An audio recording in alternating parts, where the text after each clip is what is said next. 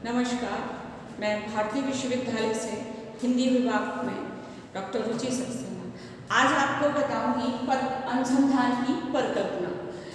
अनुसंधान में क्या क्या परिकल्पनाओं का क्या महत्व है, क्या अर्थ है। परिकल्पनाओं का सबसे पहले अर्थ बताएंगे।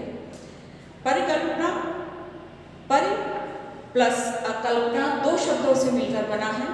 परि मीन्स चारों तरफ, कल्पना मीन्स चिंतन, यानी कि जो समस्या, जो टॉपिक आपने लिया है उसका सभी तरफ से अध्ययन करना, मनन करना, चिंतन करना परिकल्पना कहलाती है।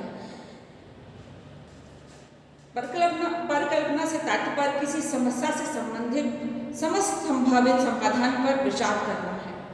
परिकल्पना किसी भी अनुसंधान प्रक्रिया का दूसरा महत्वपूर्ण पहलू है।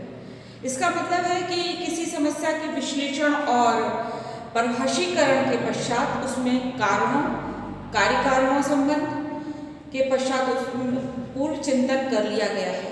यानी कि जब आप कोई विषय लेते हैं और उसकी परिकल्पना करते हैं तो उसमें आपका मतलब है कि आपने उस विषय का कार्य पे, उसके कारणों पर उसका चिंतन किया है। अर्थात अमुक समस्या का कारण हो सकता है ये निश्चित करके ही उसके पश्चात आपने परीक्षण प्रारंभ किया है। आपको सब मालूम है, आपने जो टॉपिक लिया है इसमें क्या क्या समस्याएं आएंगी, क्या क्या इसका समाधान होगा, कैसे समाधान होगा, कहाँ से होगा, ये सारे चीज़ें आपने उसमें रिसर्च कर ली है। इसका मतलब है आपने परिकल्पना की है।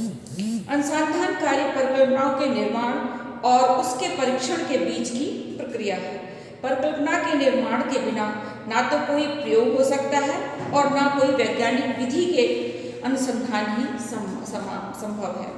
कहने का तात्पर्य यह है कि परिकल्पना के अभाव में अनुसंधान कार्य एक उद्देश्यहीन क्रिया हो जाए।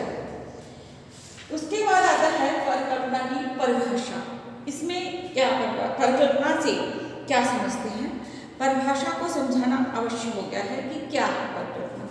कर्लिंगन परिकल्पना को दो या दो से अधिक चरों के मध्य संबंधों का कथन मानते हैं। कर्लिंगन का मत है कि परिकल्पना दो या दो से अधिक जो चर के हैं उनका संबंध होता है। गुड एंड हैट परिकल्पना इस बात का वर्णन करती है कि हम क्या देखना चाहते हैं। परिकल्पना भविष्य की ओर देखती है और यह एक तर्कपूर्ण कथन है जिसकी वैधता की परीक्षा की जा सकती है और यही भी सिद्ध किया हो सकता है कि ये परिकल्पना आपकी गलत है कि सही है। यानी कि आप जो भी परिकल्पना ले रहे हैं उसमें वैधता, उसका परीक्षण होना आवश्यक है, चाहे वो सही निकले या गलत निकले, परीक्षण संभव है। मैक्यूएन परिकल्पना दो या दो से अधिक के कार्यक्षम क्षेत्र संबंधों का परीक्षण योग्य कथन परिकल्पना कहता है। दो या दो से अधिक चरों के कार्य क्षेत्र जो है उसका संबंध जो है वो परिकल्पना कहलाता है।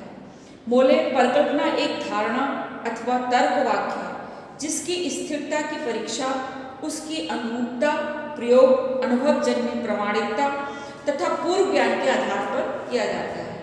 ये हमारे कुछ विद्वानों के परिकल्पना की परिभाषा थी। पर इन चारों की परिभाषाओं के आधार पर यह कहा जा सकता है कि परिकल्पना किसी भी समस्या के लिए समझाया गया वह उत्तर है जिसकी तर्कपूर्ण वैधता की जांच की जा सकती है। यह दो या दो से अधिक चरों के बीच किस प्रकार संबंध है और यह अनुसंधान के विकास का उद्देश्य और आधार भी है।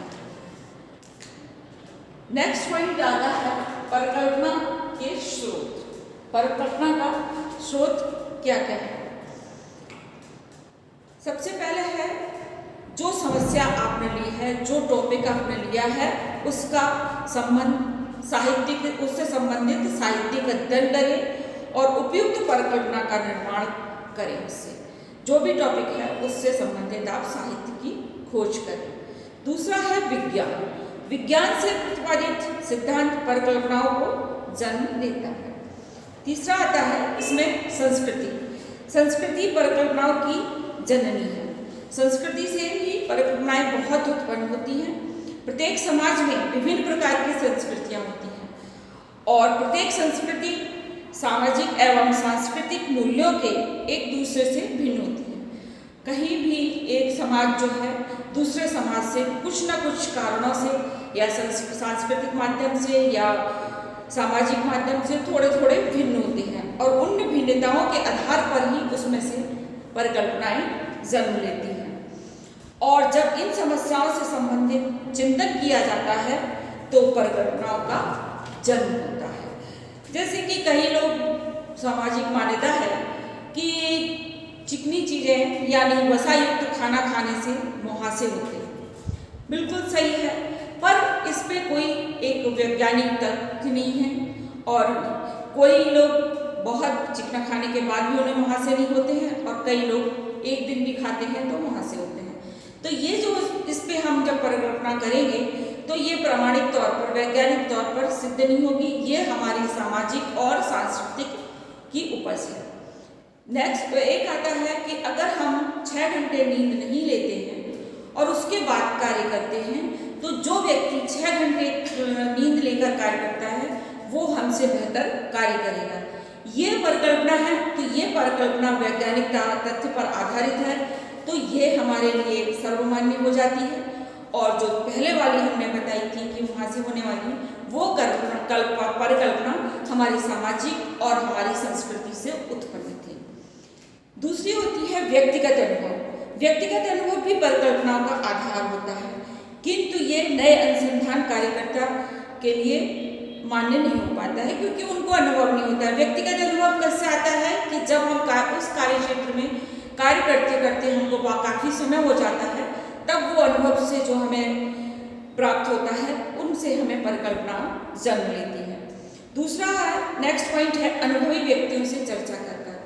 जब हम किसी विषय विशेषज्ञ से चर्चा करते हैं तो हमारे बीच में कई परिकल्पनाओं का जन्म होता है और उनके अनुभव से हमारे बीच परिकल्पनाओं का निर्माण होता है। नेक्स्ट पॉइंट आता है पूर्व में हुए अनुसंधान से। जो हमने विषय लिया है उस संबंधित क्षेत्र के पूर्व अनुसंधानों से के अवलोकन से ज्ञात होता है कि किस प्रकार की परिकल्पना पर कार्य किया जा सकता है। उसी आधार पर नई परिकल्पनाओं का सृजन किया जा सकता है। नेक्स्ट पॉइंट आता है इसमें रचनात्मक चिंतन। यह परिकल्पना के निर्माण का बहुत बड़ा आधार है। मुन्नो ने इस पर विशेष बल दिया है। उसके 4 पद बताए हैं: तैयारी, विकास, प्रेरणा और परीक्षण। अर्थात किसी भी विचार के आने पर जब आप तैयारी करेंगे तो उस पर हमें विकास जरूरी है और जब विकास होगा तो हमें प्रेरणा मिलेगी और प्रेरणा से हमें परीक्षण होगा। तो ये रचनात्मक चिंतन है कि हम स्टेप बाय स्टेप आगे बढ़ रहे हैं। हमने कुछ सोचा, उस पर विचार किया, उस पर विचार विमर्श करके उसकी तैयारी की, उसके विकास पर हमने ध्यान दिया और उसके बाद हमने उसका परीक्षण किया। तो ये रचनात्मक चिंतन जो है वो बहुत बड़ा आधार माना जाता है अनुसंधान पर। ये थे हमारे कुछ परिकल्पनाओं के स्रोत। नेक्स्ट पॉइंट आता है परिकल्पनाओं की विशेषता। क्या क्या विशेषताएं हैं इसमें है? सबसे पहले परिकल्पनाओं का प्रतिपादन इस ढंग से किया जाए कि उसकी जांच करने के बाद यह निश्चित रूप से कहा जा सके कि परिकल्पना सही है या गलत। अर्थात परिकल्पना की अभिव्यक्ति विस्तृत ढंग से होनी चाहिए। हमें ये कंफ्यूजन नहीं रहना चाहिए परिकल्पनाओं का अध्ययन करने के बाद कि ये सही है कि गलत है। हम कंफ्यूजन की स्थिति में हमें नहीं रहना चाहिए। नेक्स्ट पॉइंट आता है उसकी विशेषताओं के लिए कि परिकल्पनाओं में मितव्ययता होनी चाहिए। मितव्ययता से तात्पर्य है उसकी जांच में समय, श्रम, धन कम से कम खर्च हो और सुविधा अधिक प्राप्त हो। नेक्स्ट है इसमें परिकल्पना कपोल कल्पित अथवा केवल रोचक न हो। आप अपने एक अनुमान लगा लिया कि इस तरह की परिकल्पना हो सकती है, ऐसा नहीं होना चाहिए। या हमने रोमांच की दृष्टि से कि इसमें बहुत रोमांच आएगा, ये बहुत अच्छा लगेगा, इसमें सब मजा लेंगे, ऐसी वाली कल्पना नहीं होनी चाहिए। ऐसी बातों पर आधारित हो तो उसकी कोई भी सैद्धांतिक आधार नहीं होता है। नेक्स्ट है परिकल्पना का अधिक से अधिक सामान्यकरण तभी संभव है जब परिकल्पना ना तो बहुत व्यापक हो और ना ही बहुत ही छोटी हो।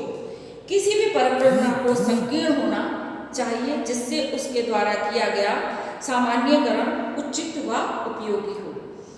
परिकल्पना व्यवहारिक एवं वस्तुनिष्ठ ढंग से परिभाषित हो तथा उसके अर्थ से अधिकतर लोग सहमत हो। ऐसा न हो कि परिभाषा सिर्फ व्यक्ति के व्यक्तिगत सोच का ही परिणाम हो। आपकी अपनी सोच हो सकती है पर उस पर सामाजिक और साहित्यिक दृष्टि से भी उसको सही होना चाहिए। तो ये कुछ परिकल्पनाओं की विशेषता थी। ये ऐसी शोध परिकल्पना है कि विशेषता है जिसके आधार पर एक अच्छी शोध परिकल्पना की पहचान की जा सकती है। नेक्स्ट में हम आपको बताएंगे परिकल्पनाओं के प्रकार।